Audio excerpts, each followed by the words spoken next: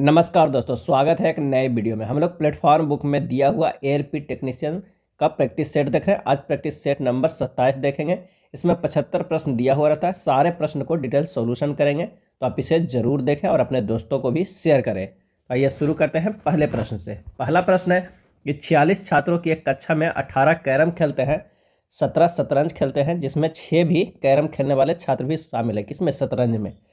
16 ताश खेलने वाले छात्रों में 4 ऐसे छात्र शामिल हैं जो शतरंज खेलते हैं किंतु कैरम नहीं खेलते हैं, और 5 छात्र केवल टेनिस खेलते हैं। निम्न में से कौन सी आकृति इन तथ्यों को सही ढंग से निरूपित करता है? तो यहाँ पर कह रहा है 5 छात्र केवल टेनिस खेलते हैं, तो केवल टेनिस खेलने वाला तो ये और ये में से एक हो सकता है। तो ये दोनों अगर हम करते हैं कि 5 छात्र है जो टेनिस खेलता है, और 46 छात्रों के कक्षा में 18 कैरम खेलते हैं, तो अगर ये 18 कैरम खेलते हैं जिसमें 17 शतरंज खेलते हैं जिसमें 6 कैरम भी शामिल है। तो अगर मान लिया कि यहाँ पर 12 देते हैं, ये 6 कर देते हैं, यहाँ पर ये 7 कर देते हैं, ये 4 कर देते हैं, और ये 12। तो यहाँ से देखिए कि 16 ताश खेलने वाले छात्रों में 4 ऐसे छात्र हैं जो शतरंज खेलते हैं, तो ये बीच वाला जो होगा वो शतरंज का हो जाएगा, और शुरुआत वाला कैरम का। तो हमारे पास जो आंसर आ जाता है वो ए वाला, जिस तरह का प्रश्न है वैसा निरूपित कर रहा है। तो आंसर जो हमारे पास हो जाएगा वो हो जाएगा डी, क्योंकि आंसर यहाँ ए है। अगला प्रश्न है, एक कॉफ़ी शॉप से 500 मीटर पूरब की ओर चला। 500 मीटर जो है वो पूरब की ओर चला, 200 मीटर दक्षिण की ओर चला, 200 मीटर दक्षिण की ओर चला, फिर 50 मीटर जो है पश्चिम की ओर चला, 50 मीटर पश्चिम की ओर चला, फिर 50 मीटर उत्तर की ओर चला, 50 मीटर उत्तर की ओर चला, फिर 50 मीटर पश्चिम की ओर चला, 50 मीटर पश्चिम की ओर चला। उसके बाद 150 मीटर जो है वो उत्तर की ओर चला। 150 मीटर क्या है? उत्तर की ओर चला। एक कॉफ़ी शॉप से कितनी दूर और किस दिशा में स्थित है, हमें ये बताना है। तो यहाँ देखिए 50 जो हम 50 और 150 कितना है? 200। तो ये तो पूरे इस पॉइंट पे चला जाएगा। और ये कितनी दूरी? 50, और ये 50 कितना? 100 है, ये 500 है। यानी इस दूरी को जो हम है कितने लिख सकते हैं? ये दूरी जो हमारे पास है वो कौन सा है? 400 है। और यहाँ से चला और यहाँ तक चला तो कितना है? पूरब की ओर चला। तो आंसर जो हमारे पास हो जाएगा वो हो जाएगा डी, 400 मीटर पूरब की ओर। नेक्स्ट है, एक आदमी किसी वस्तु को 10% हानि पर बेचता है। यदि वह 20% कम में खरीदता और 800 रुपये अधिक में बेचता तो उसे 25% लाभ प्राप्त होता। वस्तु का क्रय मूल्य ज्ञात करें। अब माना कि सीपी बराबर जो हो जाएगा क्या हो जाएगा? 100 हो जाएगा। अब प्रश्न में कह रहा है कि 90% में तो हानि पर बेचता था, अगर उसे 800 रुपया ज़्यादा में बेचता, 800 रुपये तो प्लस कर दें तो कितना होता? जो हमें 20% कम में खरीदा, खरीदने के लिए भी कह रहा है 20% कम में, यानी 80% में खरीदता या 80 रुपया में खरीदता, और उस पर 25% लाभ पाता, यानी 125/100%। तो हमारे पास ये आ गया है, बस इसे सोल्व करना है। 90% प्लस 800 बराबर, जब इसे काट छाट कीजिएगा तो 100% आ जाएगा। 10% बराबर हो जाएगा हमारे पास कितना? 800। तो 100% बराबर कितना आएगा? तो ये 8000। तो हमारे पास क्रय मूल्य जो होगा वो क्या हो जाएगा? 8000। या इस तरह भी बना सकते हैं, अगर एक तो हुआ 8000 ऑप्शन आ रहा है इसी, लेकिन एक और तरीका भी है कि माना कि सीपी बराबर क्या है? एक्स मान लीजिए। तो एक्स का कह रहा है कि पहले 10% की हानि पर बेचता था, अब 800 रुपया फायदा पर बेचता है। तो हो जाता है जो एक्स था वो 20 रुपया 20% कम में खरीदा, 20 में कम में खरीदा, फायदा कितना हुआ? तो 25%, 125/100। वैसे भी सॉल्व कीजिएगा तो एक्स का मान जो आएगा वो 8000 आएगा। आंसर जो हो जाएगा सी हो जाएगा। नेक्स्ट है, यदि √6 बराबर 2.45 है तो √6 प्लस √24 प्लस √54 का मान क्या हो जाएगा? √6 बराबर 2.45 दिया हुआ है, तो √6 को तो √6 लिख सकते हैं, लेकिन √24 को हम लिख सकते हैं 2√6, क्योंकि 2 अंदर जाएगा, 6 × 24 हो जाएगा। और √54 को लिख सकते हैं कितना? 3√6।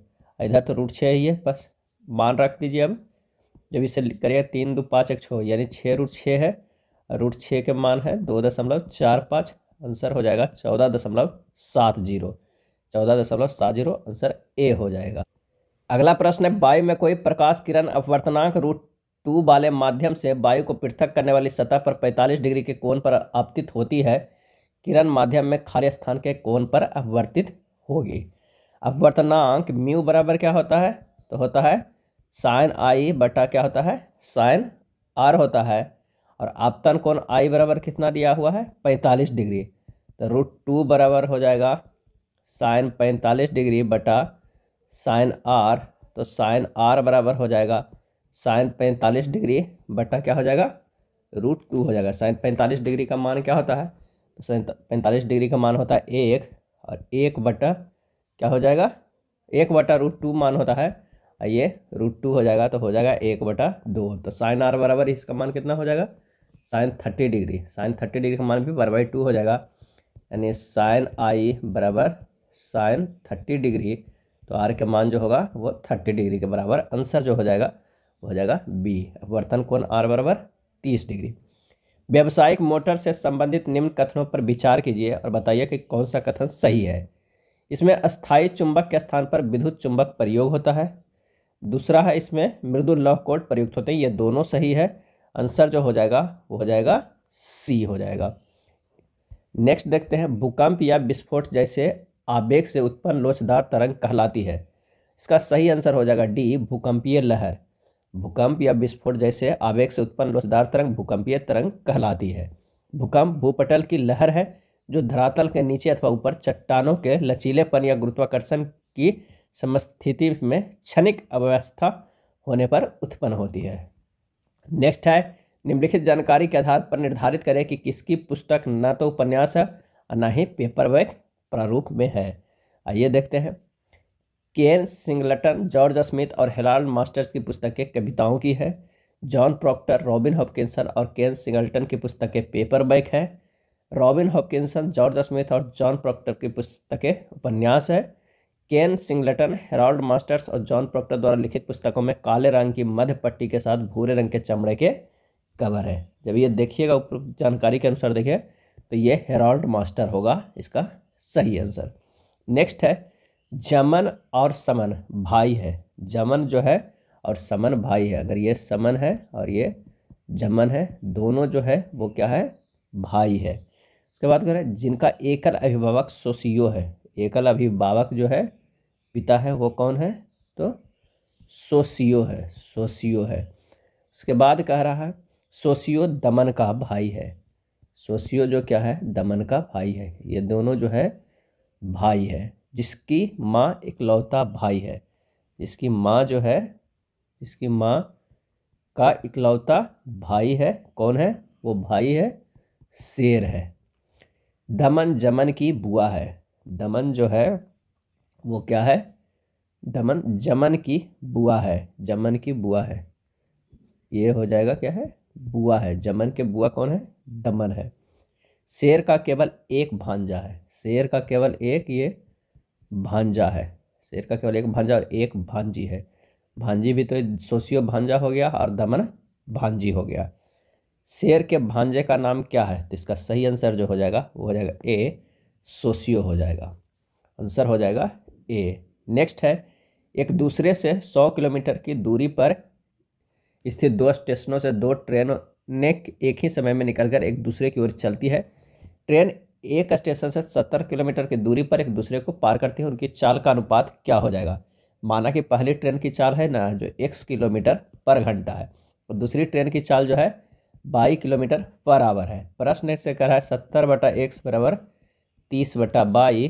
तो x अनुपात 22 कितना हो जाए 7/3। तो दोनों ट्रेनों की चाल के औसत अनुपात 7/3। आंसर जो हो जाएगा वो हो जाएगा बी। अगला प्रश्न है, यदि 1 के स्क्वायर 2 के स्क्वायर प्लस 3 के स्क्वायर से पी स्क्वायर तक है तो इतना दिया हुआ मान, तो ए स्क्वायर 3 के स्क्वायर और 5 के स्क्वायर 17 के स्क्वायर क्या होगा। तो इतना बराबर को हम लिख सकते हैं, क्या लिख सकते हैं 1 के स्क्वायर प्लस 2 के स्क्वायर प्लस 3 के square plus dot dot plus 17 के स्क्वायर माइनस हम लिख सकते हैं 2 के स्क्वायर, इवन वाला नंबर को घटा देते हैं स्क्वायर डॉट डॉट कितना 16 के स्क्वायर तक के घटा देते हैं। अब यहाँ पर देखिए इसके बराबर दिया हुआ है p into P plus 1 2p + 1/6, जहाँ p बराबर हम क्या है 17 मान रख देते हैं। तो आइए 17 रखते हैं तो क्या होता है 17 गुना 18 गुना 35 अब बटा 6 हो जाएगा।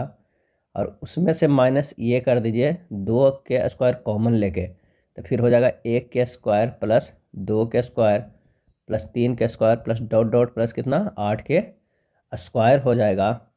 जब उसके बाद हम फिर से ये करेंगे तो हो जाएगा 17 गुना कितना, 17 गुना 3 गुना 35 माइनस 2 के स्क्वायर कर देते हैं, और ये 8 गुना 9 गुना 17/6 कर देते हैं। ये इस तरह हुआ है कि 1 के स्क्वायर प्लस 2 के square plus dot dot n के स्क्वायर है, तो यानी into n plus 1 into 2n plus 1/6 पे किया गया है। आगे सोल्व करते हैं। आगे सोल्व करने पर हमारा क्या आ जाएगा, तो यह आ जाएगा 17 गुना 3 गुना 35 माइनस 4 गुना 17 गुना 3 गुना 4, पूरे कीजिएगा तो आंसर आ जाएगा 969। सही आंसर हो जाएगा ऑप्शन डी। नेक्स्ट है, जब एक गेंद को h ऊंचाई से गिराया जाता है तो गेंद वापस उछलकर h2 ऊंचाई तक जाती है। गेंद एवं सतह के बीच E का मान क्या होगा? तो इसका जो सही आंसर हो जाएगा वो हो जाएगा बी √h2/h1 हो जाता है। जब गेंद को h ऊंचाई से गिराया जाता है तो गेंद वापस h2 ऊंचाई तक जाती है, तो गेंद एवं सतह के बीच E का मान √h2/h1 हो जाता है। और E का जो मान होता है वो कितना होता है, तो 0 से बड़ा n बराबर होता है और 1 से के बराबर या उससे छोटा होता है। चलिए नेक्स्ट प्रश्न है कि नई कार्तीय चिन्ह परिपाटी का पालन करते हुए किसी उत्तल दर्पण का वक्रता केंद्र प्लस 18 सेंटीमीटर पर स्थित है, इसका फोकस कितना होगा? तो फोकस बराबर होगा 18/2, सीधे 9 हो जाएगा। आंसर हमारे पास हो जाएगा डी। नेक्स्ट प्रश्न है, निम्नलिखित में कौन से कथन सही है? आज़ाद हिंद फौज के पहले सेनापति कैप्टन मोहन सिंह थे। दूसरा है, 21 अक्टूबर 1943 को सुभाष चंद्र बोस ने बखलन में एक अस्थायी भारतीय सरकार आज़ाद हिंद सरकार की स्थापना की। और इसका सही आंसर हो जाएगा ऑप्शन ए, केवल एक जो है वो सही है। आज़ाद हिंद फौज के पहले सेनापति कैप्टन मोहन सिंह थे। 21 अक्टूबर 1943 को सुभाष चंद्र बोस ने सिंगापुर में एक अस्थायी भारतीय सरकार आज़ाद हिंद सरकार की स्थापना किया था। कब? 21 अक्टूबर 1943 को। उसके बाद सुभाष चंद्र बोस का जन्म 23 जनवरी 1897 को उड़ीसा के जो कटक शहर में हुआ था। और सुभाष चंद्र बोस की जयंती 23 जनवरी को पराक्रम दिवस के रूप में मनाया जाता है। नेक्स्ट है, निम्नलिखित कथन के साथ बिंदु 1 और 2 के 2 रूप में अंकित 2 तर्क दिए गए हैं। कथन और तर्क पर विचार करें और निर्णय लें कि कौन से तर्क कथन के संदर्भ में प्रबल। कथन, क्या प्राथमिक छात्रों के लिए खेल अनिवार्य कर देना चाहिए?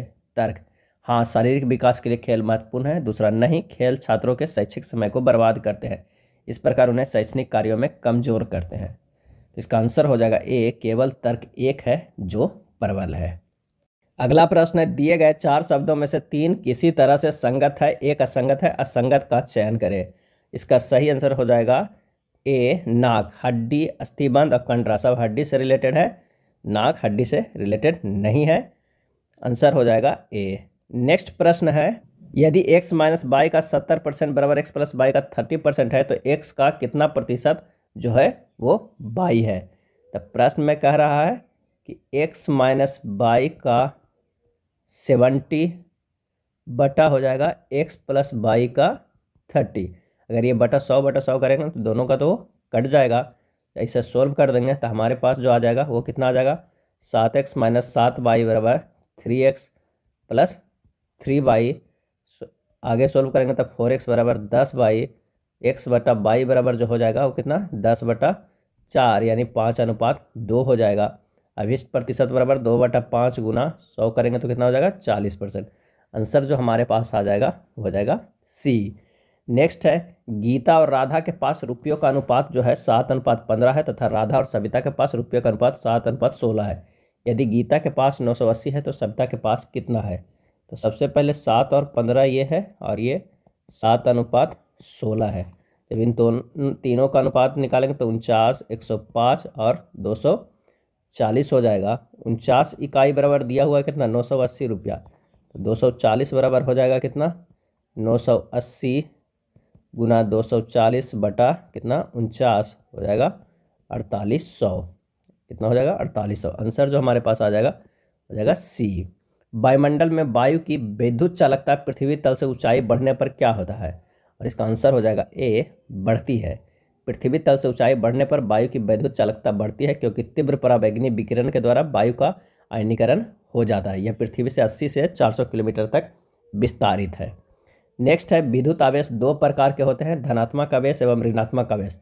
वह गुण जो दोनों प्रकार के आवेशों को विभेदित करता है। आंसर हो जाएगा डी, आवेश की ध्रुवणता। विद्युत आवेश दो प्रकार के होते हैं, धनात्मक एवं ऋणात्मक आवेश। वह गुण जो दो प्रकार के आवेशों को भिन्न करता है उसे आवेश की ध्रुवणता कहते हैं। विद्युत आवेश धनात्मक होता है जब तत्व का परमाणु इलेक्ट्रॉन त्यागता है, और विद्युत आवेश जो है वो ऋणात्मक होता है जब तत्व के परमाणु इलेक्ट्रॉन ग्रहण करता है। नेक्स्ट है, शिवाजी महाराज के शासनकाल में मंत्रिपरिषद को किस नाम से जाना जाता था? और इसका सही आंसर हो जाएगा ए, अष्टप्रधान के नाम से जाना जाता था। 8 मंत्रियों का समूह था। उस विकल्प का चयन करें जो तीसरे पद में उसी प्रकार संबंधित है जिस प्रकार दूसरा पद पहले पद से संबंधित। उत्तरी अमेरिका, कनाडा, यूरोप। आंसर जो हो जाएगा ऑप्शन ए, स्पेन। जिस प्रकार कनाडा उत्तरी अमेरिका महाद्वीप का एक देश है उसी प्रकार स्पेन यूरोप महाद्वीप का देश का एक देश है, यूरोप महादेश का एक देश है। नेक्स्ट है, एक निश्चित कूट भाषा में स्टडीज को एतना के रूप में कूटबद्ध किया गया है, पैकेज को एतना रूप में, तो ब्लोइंग को किस रूप में कूटबद्ध किया गया है? तो यहाँ सीधी सी मान रखे एस को कितना है, एस का 19 है, प्लस टी के 20 है और यू के प्लस 21 है। इन तीनों को जोड़ के कितना होता है, 60 होता है। और जो डी है, बीच वाला ये डी है, उसको डायरेक्ट लिखा गया है 4 और आखिरी के 3 को जोड़ा गया है। आई का 9 होता है, ई के 5 होता है और एस के 19 होता है। जब सब जोड़ेंगे तो ये 33 होगा, यानी 60, 4 और 33 लिखा गया है। ठीक इसी तरह शुरुआत के 3 को जोड़ के 1 लिखा गया, बीच वाला को डायरेक्ट लिखा गया, इन तीनों को लास्ट वाला को भी जोड़कर 1 लिखा गया है।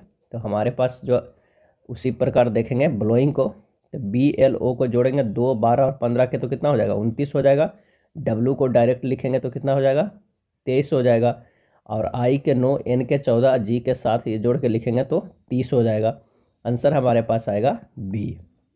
2 अंकों से बनी संख्या तथा अंकों के क्रम को पलटने पर प्राप्त संख्या के योग तथा अंतर क्रमशः 99 तथा 45 है, तो संख्या क्या है? तो यहाँ से हमें पता चलता है कि आंकड़े जो है अब पर्याप्त है, प्रारंभिक अथवा नई संख्या बड़ा हो सकता है, तो आंसर होगा डी। यदि sine theta plus cosec theta बराबर 2 है तो साइन 9 थीटा कोसेक 9 थीटा का मान क्या होगा? साइन थीटा कोसेक थीटा बराबर 2 है तो sine theta plus 1 sine theta बराबर कितना दिया हुआ है, ये हमारा 2 दिया हुआ। और आगे सोल्व करेंगे तो ये हो जाएगा sine square theta minus 2 sine theta plus 1 बराबर 0। साइन थीटा माइनस 1 के होल स्क्वायर बराबर 0।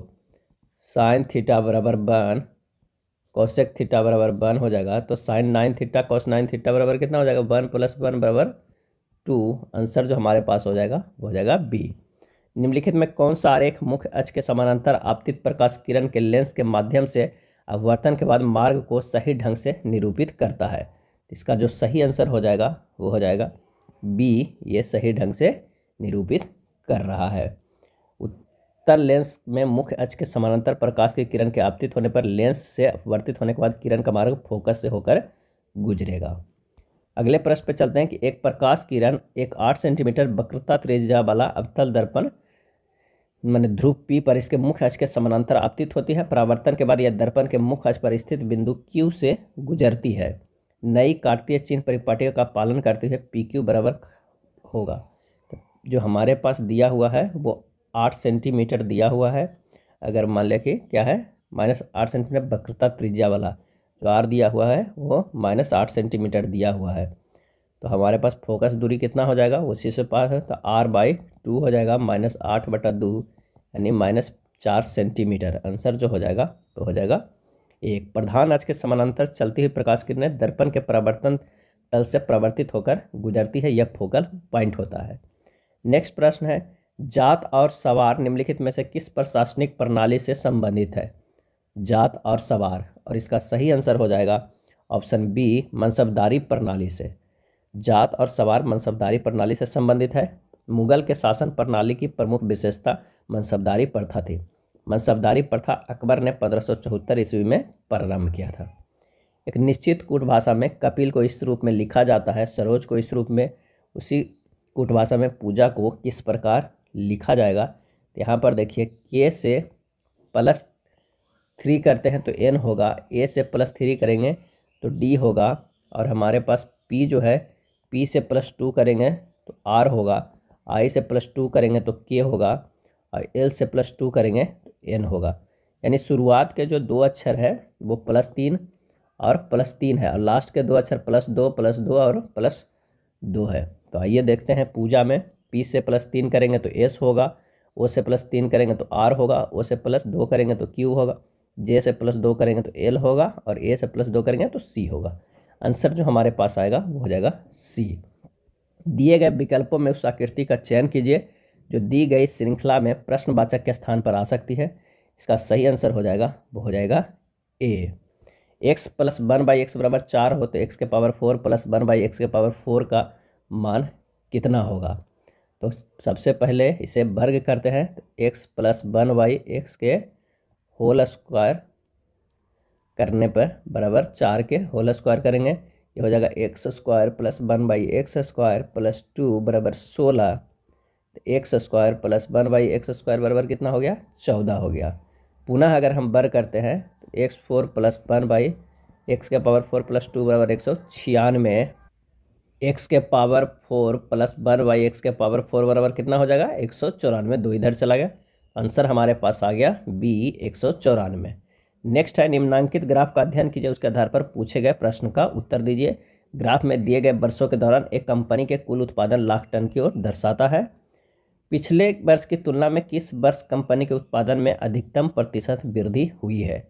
और इसका सही आंसर जो हो जाएगा वो हो जाएगा कौन सा, तो वो हो जाएगा B 2019 में। आप देख रहे हैं पिछले साल इतना है, लेकिन इस साल जो है यहाँ वृद्धि प्रतिशत भी ग्राफ से देख के ही पता चल रहा है, या फिर ऐसे कैलकुलेट कीजिएगा। तो 2000 क्या है, पहले निकालिएगा 16 का, उसके बाद 2019 का निकालिएगा, इसी तरह 2018 का निकालिएगा, सबको निकालिएगा तो पता चलेगा कि 2019 का है जो सबसे ज़्यादा वृद्धि देखा गया है 18 के अपेक्षा। तो आंसर जो हमारे पास हो जाएगा वो हो जाएगा कौन सा, हो जाएगा B 2019। निम्न रासायनिक अभिक्रिया में कौन सी रासायनिक जाति केमिकल स्पेसीज ऑक्सीकृत हो रही है। CuO + H2 Cu + H2O। Answer जो हमारे पास हो जाएगा वो हो जाएगा C H2 का यहाँ ऑक्सीकरण होता है। किसका होता है, ऑक्सीकरण। ऑक्सीकरण अभिक्रिया में ऑक्सीजन की संख्या बढ़ती है, हाइड्रोजन की संख्या घटती है, इलेक्ट्रॉन का त्याग होता है, विद्युत ऋणात्मक तत्वों की संख्या में वृद्धि होती है। नेक्स्ट है श्याम श्वेत ब्लैक एंड व्हाइट फोटोग्राफी में निम्न में से किस लवण का उपयोग किया जाता है। सही आंसर हो जाएगा D Ag बार को किया जाता है। किसे, Ag बार को। सिल्वर ब्रोमाइड पर प्रकाश पड़ती है तो फोटो केमिकल्स प्रतिक्रिया होती है जिससे सिल्वर धातु और ब्रोमीन वाष्प बनते हैं। नेक्स्ट देखते हैं निम्नलिखित में कौन सा पृथ्वी का बाह्यतम ठोस भाग है। और इसका सही आंसर हो जाएगा B भूपरपट्टी। भूपरपट्टी पृथ्वी के बाह्यतम ठोस भाग है। पृथ्वी के अंदर के हिस्से 3 भाग भूपरपट्टी, मेंटल तथा कोर में बटा होता है।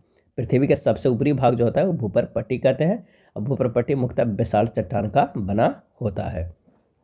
उस विकल्प का चयन करें जो दिए गए पैटर्न में प्रश्नवाचक के स्थान पर आएगा। इस पैटर्न में अगर देखते हैं तो प्रश्नवाचक के स्थान पर क्या आएगा, तो आइए देखते हैं। 1 के अगर हम Q करते हैं +1 तो 2 होता है, 2 के Q +1 करेंगे तो 9 होगा, और 9 के Q 2 के 3 के Q करेंगे और +1 करेंगे तो क्या होगा, 28 होगा। 4 के Q करेंगे +1 करेंगे तो 65 होगा, 5 के Q +1 करेंगे तो 126 होगा, 6 के Q +1 करेंगे तो 217 होगा। आंसर जो हमारे पास आ जाएगा वो होगा C। उस विकल्प का चयन कीजिए जो निम्न शब्दों को सही क्रम को दर्शाता है, जिस क्रम में वे शब्द अंग्रेजी शब्दकोश में आते हैं। तो आंसर जो हो जाएगा वो हो जाएगा कौन सा, D हो जाएगा। शुरुआत जो होगा वो ट्रिमर से होगा, और आखिरी जो लास्ट वाला जाएगा वो कहाँ, TRIUMPS से पे खत्म होगा। एक कक्षा में पल्लवी का रैंक ऊपर से 25वां है, ऊपर से क्या है 25वां है पल्लवी का रैंक, और नीचे से क्या है 18वां है। इधर 17 हो जाएगा, इधर 24 हो जाएगा। कक्षा में विद्यार्थियों की संख्या कितना, +1 जो है ये पल्लवी का है, तो हमारे पास 24 + 17 + 1 कितना हो जाएगा, वो हो जाएगा 42। आंसर जो हमारे पास हो जाएगा होगा B। बिंदु O त्रिभुज ABC का परिकेंद्र है। एक मान लिया कि जो है वो वृत्त है, उसके अंदर एक त्रिभुज है, यहाँ पर एक त्रिभुज है जिसमें O बिंदु जो है ये क्या है, O यहाँ पर परिकेंद्र है। कोण BSC बराबर 85 डिग्री है, कोण BSC बराबर 85 डिग्री है, कोण BCA बराबर 55 डिग्री, तो कोण AC ज्ञात करें। तो हमें कोण बी ओ सी बराबर हो जाएगा 2 गुना 85 डिग्री यानी 170 डिग्री। और कोण बी सी ए बराबर 55 डिग्री दिया हुआ है, तो कोण ए ओ बी बराबर कितना हो जाएगा, तो 2 गुना 55 डिग्री बराबर 110 डिग्री। कोण ए ओ सी बराबर हो जाएगा 360 माइनस 170 और माइनस 110 हो जाएगा 80 डिग्री। 80 डिग्री तो हमारे कोण ए ओ सी आ गया। अब कोण ओ ए सी बराबर जो हमारे पास होगा वो कितना होगा, तो हो जाएगा कोण ओ सी ए बराबर हो जाएगा, ये दोनों बराबर 100 इंटू 180 माइनस वो 80 डिग्री, यानी हो जाएगा कितना 50 डिग्री। सोल्व कीजिएगा तो आंसर आ जाएगा बी 50 डिग्री। जब सामान्य बेलन की त्रिज्या क्या होगी जिसकी ऊंचाई 21 सेंटीमीटर है, बक पृष्ठीय क्षेत्रफल जो है वो 1386 सेंटीमीटर स्क्वायर है। बेलन की ऊंचाई कितना दिया हुआ है 21 सेंटीमीटर है, बेलन के बक पृष्ठीय क्षेत्रफल दिले है 1386 सेंटीमीटर है, तो 2 पाई आर एच बराबर हो जाएगा 1386, यानी 2 गुना 22/7 गुना आर गुना 21 बराबर 1386। तो आर बराबर 1386 गुना 7/2 गुना 22 गुना 21 बराबर 10.5 सेंटीमीटर। तो त्रिज्या जो हो जाएगा 10.5 सेंटीमीटर। वह वायरस जो अपने मेजबान को मारे बिना प्रजनन कर सकता है कहलाता है। आंसर हो जाएगा ए टेम्परेट वायरस कहलाता है। वह वायरस जो अपने मेजबान को मारे बिना प्रजनन कर सकता है टेम्परेट वायरस कहलाता है।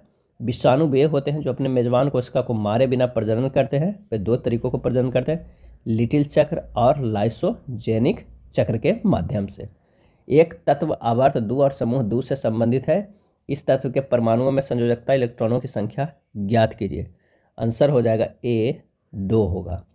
भारतीय पैरा एथलीटों ने चीन के हांगजोंग में आयोजित एशियाई पैरा खेल 2023 में कुल कितने पदक जीतकर इतिहास रच दिया, और इसका जो सही आंसर हो जाएगा वो हो जाएगा ए 111 पदक जीतकर इतिहास रच दिया। शब्द प्रेडिक्ट के प्रत्येक स्वर को अंग्रेजी वर्णानुक्रम में उसके ठीक बाद आने वाले अक्षर से और प्रत्येक व्यंजन को अंग्रेजी वर्णानुक्रम में उसके ठीक पहले आने वाले अक्षर में बदल दिया जाता है। यदि इस प्रकार बने प्रत्येक अक्षर को वर्णानुक्रम में व्यवस्थित किया जाए तो दाएं से तीसरे स्थान पर निम्न से कौन अक्षर आएगा, हमें ये बताना है। तो इसका जो सही आंसर हो जाएगा वो क्या हो जाएगा, प्रश्नानुसार अक्षरों को बदलने पर होगा O Q F C J B S, और वर्णानुक्रम व्यवस्थित करेंगे तो ये हो जाएगा B C F J O Q S. Answer जो हो जाएगा वो हो जाएगा डी। नेक्स्ट है 6 दोस्त है, उदिता, बरूनी, वसीम, हयाती, यश और जुनैद एक ही इमारत की 6 अलग अलग मंजिलों पर रहते हैं। इमारत में सबसे निचली मंजिल का क्रमांक 1 है, उसके ऊपर की मंजिल का 2 है, इसी तरह सबसे ऊपर 6 है।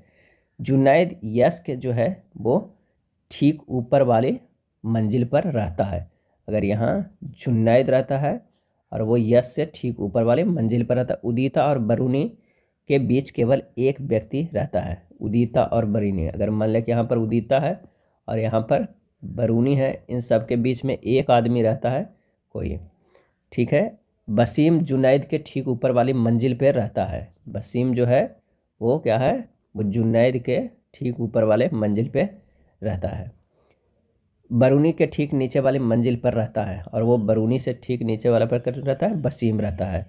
तो उदिता और बरूनी के बीच में कौन रहेगा, तो है ये हो जाएगा हयाती। कौन सा, हयाती। अब देख लीजिए मंजिल अपना कर देते हैं। बरूनी दूसरी मंजिल पर कौन रहता है, तो दूसरी मंजिल पर जुनैद रहता है। आंसर जो हमारा हो जाएगा भी 1 2 3 4 5 6 मंजिल अगर देंगे तो दूसरी मंजिल पर जुनैद होगा। यदि दर्पण को निम्नांकित चित्र के अनुसार PQ पर रखा जाए तो दर्पण में कौन सा विकल्प इस आकृति को सही दर्पण पर प्रतिबिंब दर्शाएगा, तो इसका सही आंसर हो जाएगा वो हो जाएगा ए। 2 संख्याओं के लघुत्तम समवर्त और महत्तम समवर्त क्रमशः 60 और 3 है। यदि उनमें से पहली संख्या 12 है तो दूसरी संख्या क्या हो जाएगा, तो सूत्र होता है LCM गुना SCF बराबर होता है पहली संख्या गुना दूसरी संख्या। तो हो जाएगा 60 गुना 3 बराबर 12 गुना दूसरी संख्या। तो दूसरी संख्या बराबर हो जाएगा 60 गुना 3/12, तो 12 5 60 15, दूसरी संख्या 15 आ जाएगा। ऑप्शन ए सही हो जाएगा। यदि 5 भुजाओं वाले किसी बहुभुज के अंतःकोण इतना के अनुपात में है तो सबसे छोटे कोण का माप क्या हो जाएगा, तो अंतःकोणों का योग बराबर हमारे पास होता है क्या फार्मूला, 2n-4 इंटू 90। यहाँ पर n कितना है 5 भुजा है -4 गुना 90 बराबर कितना हो जाएगा 540 डिग्री। अब इन सब के अनुपात जो 5 5 10 3 13 14 15 16 17 18, यानी हमारे पास अगर x मानते हैं तो 18x बराबर दिया हुआ है 540 डिग्री, तो x का मान कितना हो गया 30 डिग्री। सबसे छोटा कौन क्या है तो 2x है, तो 2 गुना 30 बराबर 60 डिग्री। आंसर जो हो जाएगा वो हो जाएगा सी। यहाँ पर ये x करके रखे हैं ताकि जोड़कर 18x हुआ है। रासायनिक समीकरण को संतुलित करने की विधि क्या कहलाती है? आंसर हो जाएगा सी, हीट एंड ट्रायल विधि। हीट एंड ट्रायल मेथड कहते हैं रासायनिक समीकरण को संतुलित करने का। ऐसे 4 विधि है: आंशिक समीकरण विधि, जांच एवं त्रुटि विधि, संयोजकता विधि, आयनिक समीकरण विधि। श्वसन अनुपात 1 से कम होता है। आंसर हो जाएगा ऑप्शन डी ए और सी दोनों। क्या है ए और सी दोनों में। वसा और प्रोटीन में श्वसन अनुपात 1 से कम होता है। वसा और प्रोटीन में ए और सी दोनों में होता है जो 1 से कम होता है। हाल ही में विश्व के सबसे बड़े परमाणु संलयन रिएक्टर का प्रचालन कहाँ शुरू हुआ? और इसका सही आंसर हो जाएगा ऑप्शन बी, जापान में शुरू हुआ। दिसंबर 2023 में दुनिया के सबसे बड़े और सबसे उन्नत परमाणु संलयन रिएक्टर जो है वो JT60SA जापान के नागानो नॉर्थ में शुरू किया गया है। एक कागज़ को निम्नांकित चित्र के अनुसार मोड़ा और काटा गया तो इस कागज़ को खोलने पर यह कैसा दिखाई देगा? इसका सही आंसर हो जाएगा ऑप्शन बी, इस तरह दिखाई देगा। दिए गए कथनों और निष्कर्षों को ध्यानपूर्वक अध्ययन कीजिए और तय कीजिए कि कौन सा निष्कर्ष कथनों को तार्किक रूप से पालन करता है। तो आइए इसे देखते हैं। अगर इन दोनों को ये कथन है और निष्कर्ष देखते हैं, आंसर जो हमारे पास आ जाएगा वो कौन सा हो जाएगा? तो हो जाएगा 53 का सी। केवल निष्कर्ष जो है वो सेकेंड यही पालन करता है, पहला नहीं करता है। आइए अगला प्रश्न भी कथन एवं निष्कर्ष का। सभी जो बहुभुज है वो क्या है? सभी जो बहुभुज है ये कोण है। क्या है? कोण है। और सभी जो कोण है वो क्या है? सभी जो कोण है वो विकर्ण है। उसके बाद सभी जो शंकु है, सभी जो शंकु है वो क्या है? वो घन है। सभी जो शंकु है वो घन है। और सभी जो घन है वो क्या है?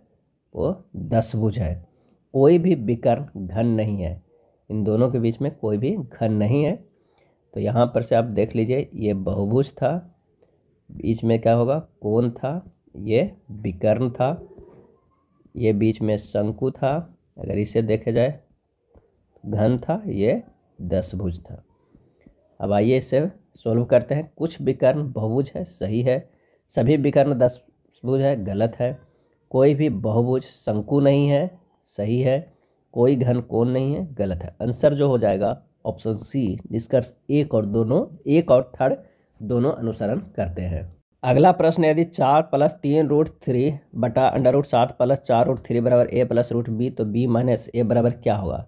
तो सबसे पहले यहाँ पर हमको तोड़ना है। √7 + 4√3 को क्या लिखेंगे? √7 + 2 गुना 2 प्लस नहीं गुना √3 हो जाएगा, क्योंकि 4 को 2 गुना 2 से तोड़ें। जब इसे सोल्व कीजिएगा 7 को भी तोड़ दीजिए, 4 + 3 + 2 गुना 2 गुना √3। जब इसे लिख सकते हैं 2 + √3 के होल स्क्वायर अंडर रूट में, यानी हो जाएगा 2 + √3। अब जब पूरे को सोल्व करते हैं 4 + 3√3 बटा 2 + √3 बराबर a+√b दिया हुआ है। जब इसे ऊपर नीचे करेंगे गुना तो 4 + 3√3 बटा 2 + √3 गुना कर देते हैं 2 - √3 बटा 2 - √3 से बराबर हो जाएगा a+√b। a प्लस जो होगा √b होगा।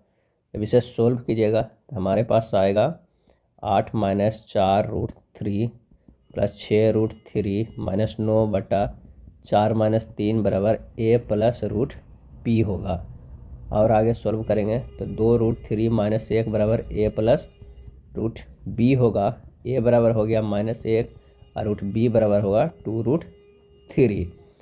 तो b बराबर हमारे पास आ जाएगा 2√3 × √3 2 से, तो आंसर हो जाएगा यहाँ पर 12। तो b - a बराबर फाइनली आंसर 12 + 1 बराबर 13।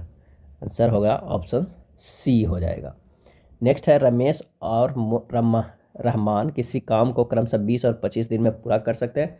दोनों मिलकर जो है वो 10 दिनों तक मिलकर करते हैं और उसके बाद वे बीमार पड़ जाने के कारण काम छोड़ देते हैं। शेष काम सुरेश 3 दिन में पूरा करता है। बताए सुरेश अकेला उस काम को कितने दिनों में पूरा करेगा।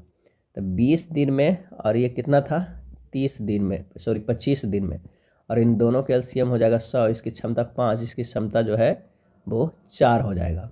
कार्य तो हो गया टोटल कितना 100 हो गया। रमेश और रहमान 10 दिन कार्य करता है, यानी 5 4 9 के क्षमता से करता है, 10 है यानी 90 कार्य हो गया। अब बच गया 10 कार्य और वो 3 दिन में पूरा करता है। सुरेश 10 कार्य को 3 दिन में करता है, 10 कार्य को 3 दिन में, तो 100 कार्य को कितना दिन में करेगा।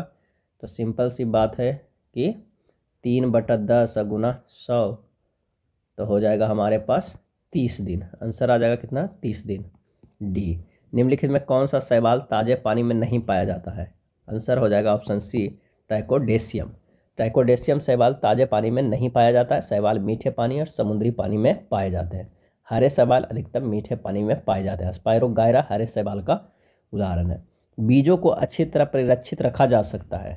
सही आंसर हो जाएगा ए, ठंडे एवं शुष्क अवस्था में। ठंडे एवं शुष्क अवस्था में बीजों को अच्छी तरह परिरक्षित किया जाता है।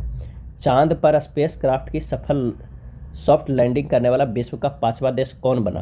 और इसका आंसर हो जाएगा ऑप्शन बी, जापान बनाया। जापान के स्पेस एजेंसी का नाम क्या है, जाक्सा होता है।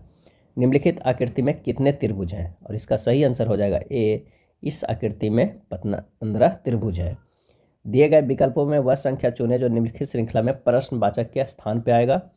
3 से 20 गया +17, 20 से 38 गया +18, और 38 से 52 गया +14, और 52 से 75 गया है +23। यानी हमारे पास जो एक श्रृंखला आ रहा है +17, +18, +14, +23, +7, +32 -4 हो रहा है। 114 से क्या होगा वो हमें बाद में देखना है। इसमें आएगा -4। क्यों आएगा, क्योंकि 17 से 18 गया है, ये क्या है +1 है। 18 से 14 गया है -4 है। 14 से 23 गया है वो +9 है। और 23 से अगर हम 7 देखते हैं तो यह है कितना, 23 से 7 -16 है। और उसके बाद क्या है 7 से 32 +25 है। 7 से 32 +25 है। यानी 1 के स्क्वायर, 2 के स्क्वायर, 3 के स्क्वायर, 4 के स्क्वायर, 5 के स्क्वायर, 6 के स्क्वायर करेंगे तो 36 होगा, लेकिन कौन होगा माइनस में होगा। तो 36 को माइनस में करेंगे तो 32 यहाँ पर है, और -36 करेंगे तो क्या होगा -4 आएगा। और यही -4 जब 114 से करें तो 110 आएगा। आंसर जो हमारे पास हो जाएगा वो सी हो जाएगा। नेक्स्ट है, निम्नलिखित आकृति श्रृंखला में आने वाली अगली आकृति का चयन कीजिए। इसका सही आंसर हो जाएगा ऑप्शन डी। यदि 5 के पावर 3n + 2 बटा 5 के पावर 4n - 1 बराबर 25 है तो n का मान क्या होगा। n का मान क्या होगा, तो सीधे यहाँ सोल्व कीजिए। 5 के पावर जो है वो क्या है 3n + 2 - 4n - 1 बराबर 5 के पावर स्क्वायर। 5 के पावर -n + 3 बराबर 5 के पावर स्क्वायर, -n + 3 बराबर 2, तो n बराबर होगा 3 - 2 बराबर 1। आंसर हो जाएगा बी। मॉलिक्यूलर सीजर शब्द समानतः प्रयुक्त होता है। और इसका सही आंसर हो जाएगा ऑप्शन बी, रिस्ट्रिक्शन एंड्रोन्यूक्लियेज के लिए होता है। आंसर हो जाएगा बी, रिस्ट्रिक्शन एंड्रोन्यूक्लियेज के लिए होता है। मॉलिक्यूलर सीजर शब्द समानता होता है। सही आंसर 64 के बी होगा। क्या होगा, बी होगा। मानव कान के किस भाग में प्राप्त ध्वनि के अनुसार कंपन होता है। सही आंसर हो जाएगा डी, कर्णपठी झिल्ली। मानव कान के कर्णपठी झिल्ली भाग से प्राप्त ध्वनि के अनुसार कंपन होता है। स्वाद ग्रहण करना गस्टेटोरिसेप्टर्स द्वारा होता है। कोशिकीय विभाजन के किस अवस्था में गुणसूत्र ध्रुवों की तरफ बढ़ते हैं। और इसका आंसर हो जाएगा सी, एनाफेज। कोशिकीय विभाजन एनाफेज अवस्था में गुणसूत्र जो है वो ध्रुवों की तरफ बढ़ते हैं। नेक्स्ट है, हाल ही में MS स्वामीनाथन पुरस्कार से किसे सम्मानित किया गया है। और इसका आंसर हो जाएगा ए, प्रोफेसर BR कम्बोज को ये दिया गया है MS स्वामीनाथन पुरस्कार। दिए गए विकल्पों में सुबह वर्ण समूह चुने जो निम्नलिखित श्रृंखला में प्रश्नवाचक के स्थान पे आ जाएगा। M+3 जो हो जाएगा वो हो जाएगा P, या P+3 बराबर हो जाएगा S+3 बराबर हो जाएगा V, या +3 बराबर हो जाएगा Y। यानी इसमें से +3 चला गया है, E+3 करते हैं तो H होगा, +3 करते हैं तो K होगा, +3 करते हैं N होगा, +3 करेंगे तो Q होगा। तो इसी तरह हमारा होगा आंसर जो आ जाएगा वो सी हो जाएगा। अगला जो चलेगा n-4 बराबर जे चलेगा और इसमें d-4 बराबर जेड चलेगा। इस तरह के सीरीज चलेगा तो हमारे पास आ जाएगा ऑप्शन सी सही। नेक्स्ट है किसी निश्चित कूट भाषा में फास्टर को इस तरह लिखा जाता है, उसी भाषा में वियोलिन को कैसे लिखा जाएगा। तो यहाँ पर देखिए कि व्यंजन अक्षरों को 3 घटाकर स्वर अक्षरों में 3 जोड़कर कोड किया गया है। एफ का जो है वो -3 किया गया है और ए में +3 किया गया है। इस तरह का अरेंज किया गया है। आप वियोलिन को करिएगा तो भी में -3 होगा तो एस होगा, आई में +3 करेंगे तो क्या होगा एल होगा, ओ में भी +3 करेंगे तो आर होगा। इस तरह के SLR IL के आंसर आएगा। आंसर जो हो जाएगा वो हो जाएगा ए। उस विकल्प का चुने जो तीसरी संख्या से उसी प्रकार संबंधित है जिस प्रकार दूसरी संख्या पहली संख्या से संबंधित है। तो 68 321 में कितना है 253 का अंतर होता है और 525 में 253 के अंतर करेंगे तो 778 हो जाएगा। आंसर जो हो जाएगा ऑप्शन सी हो जाएगा। 4 संख्याएं इस प्रकार है कि उनमें से किसी 3 का औसत चौथी संख्या में जोड़ा जाता है तो प्राप्त संख्याएं क्रमशः 29, 23, 21 एवं 17 प्राप्त होता है। 4 संख्याओं का योग क्या होगा। तो 4 संख्याओं का योग अगर जोड़ते हैं तो 29 + 23 + 21 + 17/2 बराबर 90/2 बराबर 45। तो आंसर हमारे पास हो जाएगा ऑप्शन बी हो जाएगा। नेक्स्ट है भोजन के संग्रहण के लिए जाइलम की कौन सी कोशिकाएं उत्तरदायी है और इसका सही आंसर हो जाएगा डी पैरेकाइमा। भोजन के संग्रहण के लिए जाइलम की कोशिकाएं पैरेकाइमा उत्तरदायी है। जाइलम पैरेकाइमा साधारण मृदुतक कोशिकाएं हैं। प्रोजेक्ट तारा किससे संबंधित है और इसका सही आंसर हो जाएगा ए गूगल से। अल्फ़ाबेट गूगल की मूल कंपनी प्रोजेक्ट तारा के तहत वर्तमान में भारत, अफ्रीका और दुनिया भर के अन्य स्थानों में अपनी लाइट बीम इंटरनेट तकनीक तैनात कर रही है। यूक्लिड मिशन हाल ही में किससे संबंधित समाचारों में देखा गया है और इसका सही आंसर हो जाएगा ए यूरोपीय अंतरिक्ष एजेंसी। क्या है यूरोपीय अंतरिक्ष एजेंसी। दिसंबर 2023 में कैम्ब्रिज डिक्शनरी ने किस शब्द को बर्ड ऑफ द ईयर 2023 चुना है और इसका सही आंसर हो जाएगा ऑप्शन डी हेलुसिनेट को बर्ड ऑफ जो है 2023 के चुना है। हेलुसिनेशन का तात्पर्य होता है मति भ्रम होता है। और आर्टिफिशियल इंटेलिजेंस जो है वो किसने चुना है तो कॉलिंस डिक्शनरी ने चुना है। और वायरल शब्द रीज को ऑक्सफोर्ड यूनिवर्सिटी प्रेस द्वारा 2023 का बर्ड ऑफ द ईयर रूप घोषित किया। ये है ऑक्सफोर्ड ने चुना है, ऑक्सफोर्ड ने। और आर्टिफिशियल इंटेलिजेंस को किसने तो कॉलिंस डिक्शनरी ने। हेलुसिनेट को किसने चुना है तो कैम्ब्रिज ने। तो हमारे पास ये 3 आ गया है जो बर्ड ऑफ 2023 चुना गया था। ये था ALP टेक्नीशियन का प्रैक्टिस सेट जो प्लेटफॉर्म बुक में दिया हुआ। वीडियो अच्छा लगा तो लाइक एंड शेयर कर दीजिएगा। धन्यवाद।